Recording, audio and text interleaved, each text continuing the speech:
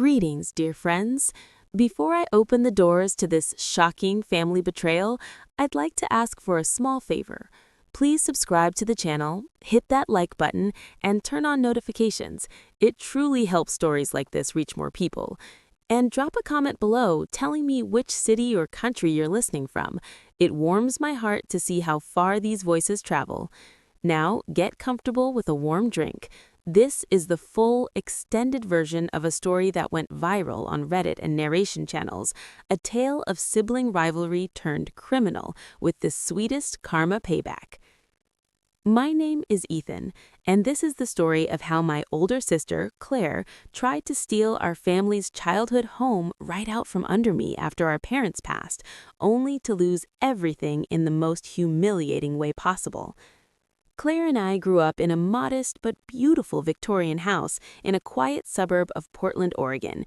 It was the kind of place with creaky hardwood floors, a big wraparound porch, and a backyard apple tree that Mom turned into pies every fall. Our parents, Dad a high school teacher and Mom a nurse, weren't rich, but they poured everything into that house, paying off the mortgage early, renovating room by room over decades. It was their pride and joy, and ours too. Claire was the golden child, straight-A student, cheerleader, always Mom and Dad's favorite. I was the quieter one, good at art and music, but I struggled in school with undiagnosed ADHD. Claire never missed a chance to put me down. "Ethan's the screw-up," she'd say with a laugh, and our parents would chuckle along. It stung, but I loved them anyway. When Dad got diagnosed with cancer 5 years ago, everything changed. He fought hard, but it spread quickly. In his final months, he pulled me aside one afternoon while Claire was out shopping, as usual.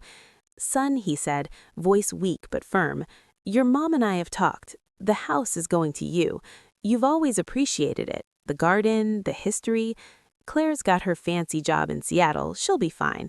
We want you to have roots here." I was stunned, touched beyond words. Mom confirmed it later. The will was updated, signed, witnessed by their lawyer and 2 neighbors. Everything else, savings, investments, split 50-50. But the house? Mine. Dad passed 6 months later. Mom followed 2 years after from a sudden heart attack. The grief was overwhelming, but Claire took charge of everything, as always. She handled the funerals, the paperwork. "Don't worry, little bro," she said, hugging me tight. "I'll make sure it's all fair." The reading of the will was at the family lawyer's office. Claire sat there in her designer suit, confident as ever. When the lawyer read, "The family residence at 1427 Maple Lane is bequeathed solely to my son, Ethan Michael Reed," Claire's face froze, then twisted. "What? That can't be right. Mom promised me the house." The lawyer calmly showed the document, signed, dated, notarized. Claire exploded. "This is a mistake. Ethan doesn't deserve it. He's never had a real job." I was a freelance graphic designer, making decent money remotely. I stayed quiet, heartbroken but relieved. Claire stormed out, screaming she'd contest it. For weeks, she bombarded me with texts. "You're stealing from me. Mom would be ashamed." Family sided with her mostly. Uncles, aunts calling me selfish. I almost caved, offered her to buy her out half the value, but she refused. "I want the whole thing. It's mine." Then, silence. For months. Claire stopped talking to me. I moved into the house, started fixing it up slowly, painting Mom's old craft room into my studio, planting new flowers in the garden. Life felt healing. A year later, everything flipped. I got a letter from the county clerk. Notice of probate, new will filing for Reed estate.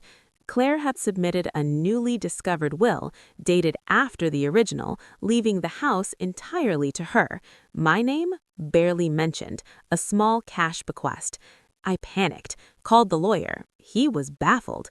"This looks forged. The signatures don't match what I have on file." But Claire had played smart. She'd gotten witnesses, shady friends apparently, and a fake notary stamp. She sued me for eviction, claiming I was squatting in her property. The judge gave me 60 days to vacate while it went to court. Claire moved in immediately, changed locks, started renovations with big loans against the equity, new kitchen, marble counters, luxury appliances, posted on Instagram, "Finally home in my dream house. #blessed inheritance win." She taunted me via group chats. "Thanks for keeping it warm, bro." I crashed on friends' couches, depressed, thinking I'd lost everything. But here's where it turns. I never contested loudly, never fought back publicly, because the original lawyer had advised, "Let her dig her grave. We have the real will, ironclad witnesses, digital timestamps from the notary's office."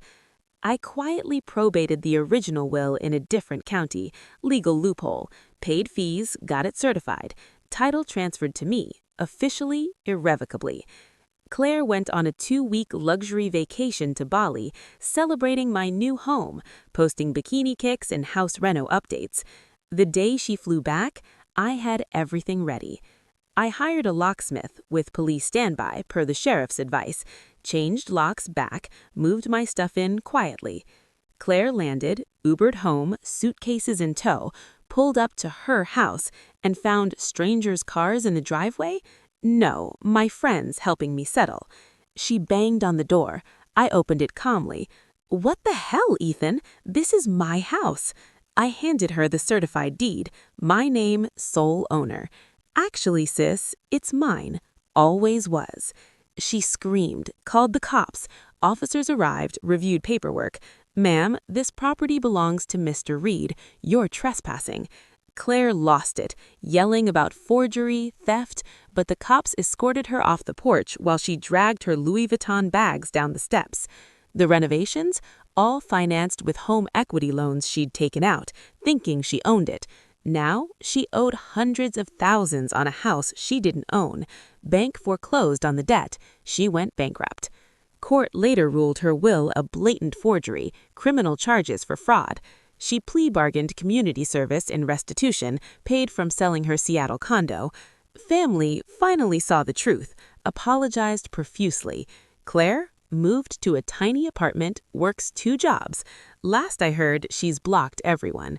Me? I live in our family home, restored it beautifully, garden blooming, even started a family of my own. Peace at last. Was I too cold? Some say blood is blood, but forging a dead parent's will to steal from your sibling? That's not family. That's crime. That's the story, friends. Karma doesn't rush, but it arrives. What do you think? Was justice served? Comment below your thoughts and location. Like if it gave you chills, subscribe for more. With love, see you next time.